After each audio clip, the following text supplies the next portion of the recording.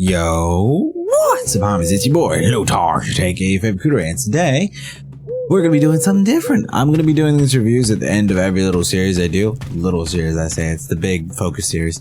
Anyways, at the end of every series, we're going to do this now. It's just basically gonna be me breaking down the game on things I like, things I dislike, and all the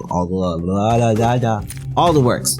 Anyways, I'm going to go through a lot of the basics, and then I'm going to get into some of the nitty gritty. I have my own things I'm going to go over, then at the very end, I'm going to do my overall rating. The subsections are going to be out of 5, and then the overalls out of 10. And that's what we're going to be doing for today on Resident Evil Village, the game we just finished. At the time I'm recording this, I've been done with the game for about 2 months, so a lot of it might not be fresh in my mind. Next time, I'm going to be doing this as soon as I finish. You heard me, for future me. Alright, anyways. Let's go ahead and hop right into this. I know I'm late. I know I decided to take care of myself instead of just get fucking Village done. Wow. Oh my god. Alright, anyways. So, first thing I want to talk about is the story. Genuinely, I thought the story was okay. It wasn't bad. I'd give it like a 3 out of 5 out of the rip. The beginning was nice. They handled it well. They definitely did well to, I think, fully not flush it out, should I say. I'm throwing up air quotes as if you could see me. Flush it out to some extent. And then they've also gone and did the pivotal twist, obviously. If you played the game, you know what I'm talking about. The twist is good, I think, genuinely. I think it's a thing that most people thought about last game. When, you know, you got your hand stapled back on. But that's besides the point. Not just that. There too. Also, if you think about it like any other like virus infection, he's been exposed to it a lot, so it sort of makes sense for him to be infected in some form or way. I was leaning towards either Mia again, but it makes sense for, you know, it still makes sense. It was one of those things, I said it as soon as it happened, I was like, oh, this makes sense. This makes sense. I'm not like bothered by it. I get how it happened and everything. And if I go straight to the next one, which is just like, you know, how scary it was and mechanics. So, the scare factor. Now, Resident Evil is one of those games, in my opinion, where it can be really scary or not. I think it's scarier for people who haven't really played horror games often. For me, I think it scared me when I was little a lot more. Now it's not really. With this one, there was only really one part where they really focused in on horror, and that was Donna's place, and it was really just the baby. That's really the only part. In my opinion, also the problem here is open world. Open world horrors are hard, because to make it open world and still scare the fuck out of you is a lot harder than making like a linear area where you have to make sure that they, you know, there's only one way for them to go. It isn't like they can go off and explore random shit and, you know, lose the tension of the game, which is one of the main problems in my opinion with an open world horror, which they pulled off in a way, but it definitely lost that horror aspect, especially since when you have open world, they're going to give you a lot of interactions where it's very pointless to just like do. What I mean by that is like the amount of times you ran into lichens just casually and you were like, yeah, I mean, do I actually have to kill them? It's literally just for you to like lose ammo. That's just the way it felt. It didn't feel like, oh my god, this is something I have to do. I almost want to compare it to the zombies in Resident Evil 2, the remake. But at the same time, at least in that situation, it was, you know, you're gonna keep going back through this area, and it really did feel like more so you had a choice if you wanted to like go around them or not. Whereas in this one, they really heavily pushed like you just trying to kill them, because like you could obviously try to get around them. The problem is in a lot of those situations, they really made it so you really couldn't, and it was just like, oh yes, use your ammo, use it please. So yeah. Now that's my main issue, I think, when it came down to the scare factor. So the scare factor, I think I'd give it like a 2, because they're not really trying to scare you. If I gave it a 1, it would be just because I found the scare funny instead of actually. Well, then again, I did laugh, but I think they still did a good job on it. The only reason I didn't really get scared, I think, on that part is because it was like it's sort of predictable. But that's me. All right, let's move on to the next part of that, which is gonna be the nitty gritty, the mechanics, which is exactly what it sounds like, the mechanics of the game. Now, immediately, I have something I want to talk about, which is the collision. I don't know about you, if you played it or not. But I can tell you, I had collision issues at the time I'm recording this. Well, I played the game 2 months ago. At the time I'm recording this, it is August 25th. Yeah. So, yeah, no, collision issues were a problem. I don't know. I still have the game downloaded. I haven't seen a patch or anything. It was mainly on bosses, which makes it even more annoying. But that was about it. And it was just little incidents, but there were, it was bad enough since I was on a harder difficulty where I literally just had to pray that I didn't actually get hit. Like, I had to duck and then pray that somehow I didn't get hit through a wall. I was like, please just work. Wall, I know you're there. You're supposed to, I can hit you right now, but I need that they're shooting me with to hit you, okay? I need you to work. Puzzles were pretty good. There were 2 puzzles I actually struggled on, and that was the one with the what was it? Fuck, I forget what that's called. Anyways, it's on the way with the baby where you have to crank it up. The wind up toy. Yeah, that one. I had fucking problems with that one. That and the pushing. This wasn't necessary, but it was at one point in the game where you have to push the fire, like the little vats of fire into each other to light each other. That shit. It's not a bad puzzle. It's not a stupid puzzle. It's just one of them was fucking like annoying. You know what? I take it back. It was a stupid puzzle. The concept was great. The way it was put together was like, That goes back to, again, them looking like they make you want to waste ammo, because the way literally everybody did it that I saw, because I literally had to pull up a guide on that. Everybody was like, just shoot it. Just pull out the pistol and just waste like 5 to 6 rounds, and you hopefully you get it. If you don't, do it again, waste another 5 to 6 rounds, and hopefully you get it. That was the most bullshit thing possible. Difficulty. I played on hardcore. I didn't play on the hardest difficulty, but I can say I genuinely like the difficulty. If you didn't know, I played on normal. Was it normal? I don't even remember what I played on Resident Evil 3, the remake. That was the last one I played on the channel. I think I played on normal, and I was really disappointed on just there's no difficulty. So, yeah, playing on hardcore, I can say there was some. It was mainly the bosses. I did die to like casual stuff every once in a while, but it was mainly still just the bosses, like the Miranda fight. The Miranda fight, I was literally 2-tap every time. I had 6 heals, sure, but she 2-tapped to kill me. I was really happy with that. Almost every one of the bosses was sort of like that, like a 2 to 3 hits and then you're dead, which I like.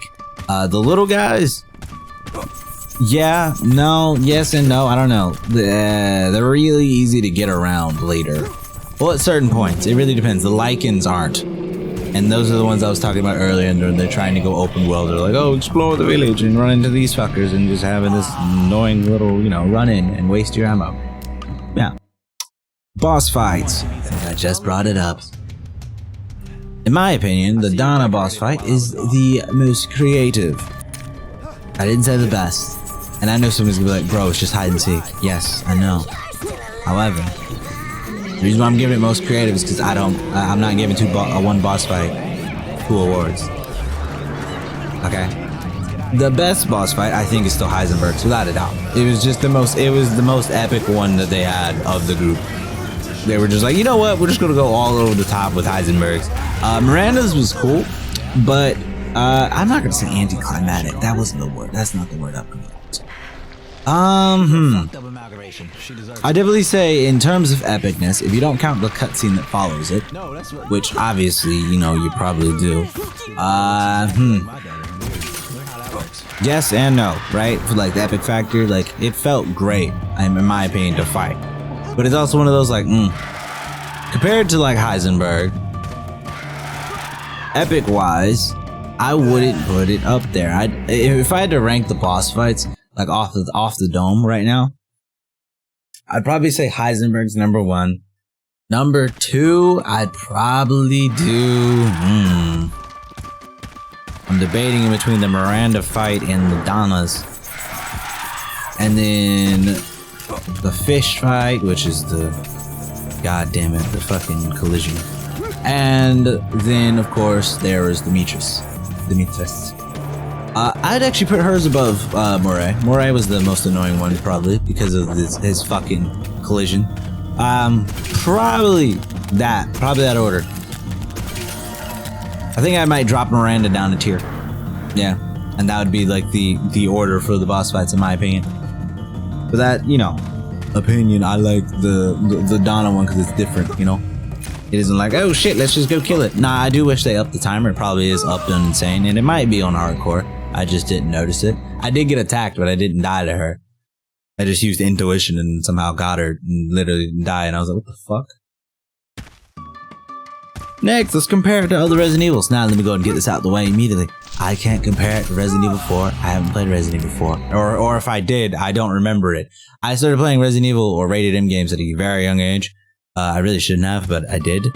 And I can say I don't remember much of the like Resident Evils I played at the beginning, which was Resident Evil, I believe, 5. It might have been 4. I doubt it was 4. I know I played a little bit of 5, and I might have played a little bit of 6. But I was playing with my cousin. He played most of the game. I was just, you know, a tag along. We were just like, ooh, I'm here. We watched occasionally and played occasionally, and that's how I said I ended up having nightmares of, you know, the game. Which is why you shouldn't let, you know, like an 8-year-old watch or play a rated M game. But it is what it is. Now, continuing, I'm going to compare it to, obviously, the game that came out right before it, Resident Evil 7. Resident Evil 7 is not on the channel, but it is a really good game. And I have played it, and I've watched other people play it. I do a little bit of both when I do that kind of stuff. Resident Evil 7, in my opinion, I'd say is a better horror game. Without a doubt. This is running the same issue that I'm going to bring up with probably Dead Space, and I don't know if I'll bring it up with Fatal, because I haven't beat Fatal Frame 2. But it's like this. Which one's a better game overall? I might actually put 8 above it. I might. And I'm actually debating in my mind that I'd still give it to 7. Out of those two, I'm obviously just talking about, we're talking just strictly Ethan's story. I'm almost like tempted to give it to 7 instead of 8 in terms of which one was a better game. Definitely in the horror factor though, it goes to 7. 7 did really good in my opinion at keeping the tension and stuff, which is the advantage of it. I think the map being smaller and it not being so open world-esque.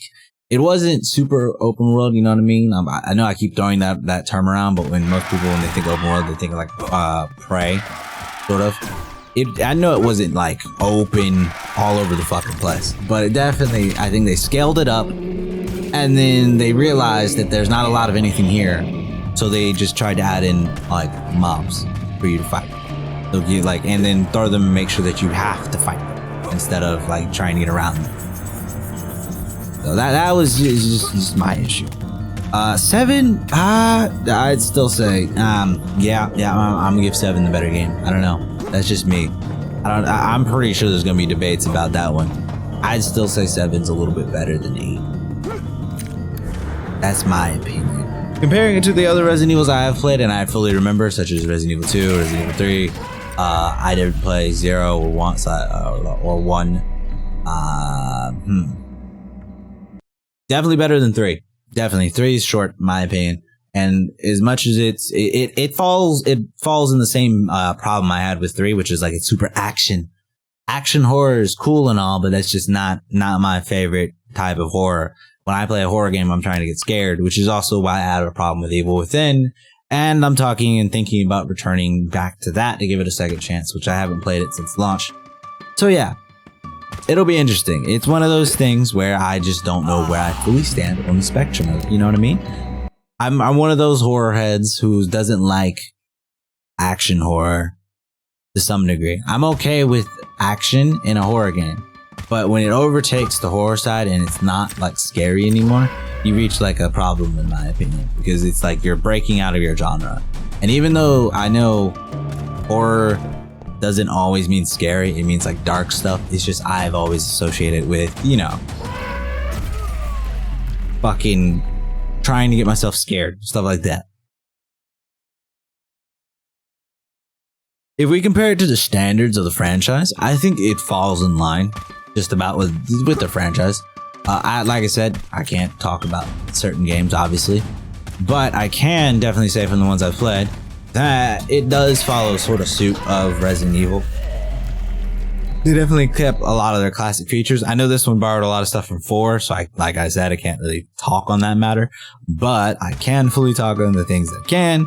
And it definitely fits as a Resident Evil game. Like, you, even if you didn't know and you took away Resident Evil and just said Village of Shadows, you would know that more than likely this is in that like group of games, you know? You could tell just by the way it feels and plays. You would be able to be like, oh wow, I have to go to my inventory to do this. Okay, do that. And you could tell it was a Resident Evil game. I mean, hell, even though I know they tried to, well, they didn't try, they did sew it into a story plot of my man, of why he could, you know, pour goop on his hands and grow a hand back. Let's not act as if in every Resident Evil you couldn't just pull out the fucking spray and just spray a fucking leg back on. I swear. It's not like... And I know they made it a story point. I know they did, but I swear, in just every one of the games, you could just take out a spray and you could just spray someone's bottom half of their body on. If they really let you do it, it'd be and they just, their whole body would be fine. No fucking problems. It's fucking Wolverine spray. And it's not the first time that that's been in the game. So I think I like them taking the approach of taking game logic and making it like lore. Like how some TV, well, not TV shows, animes, and I think there's some games that do it. There might be that sort of take the approach of where like, oh my god, spawns. Why do things spawn? Well, you see, going into this deep reason of this is the psyche, this is the mind, and this is why things spawn. Log Horizon. Anyways, I think ultimately that gets the point across, right? I think that's a great idea. Now let's move on to the final thing. The overall rating, of course. Of course, the overall, what do I feel about this game? What is it? 7.5. That's about where I'm put it. Yeah.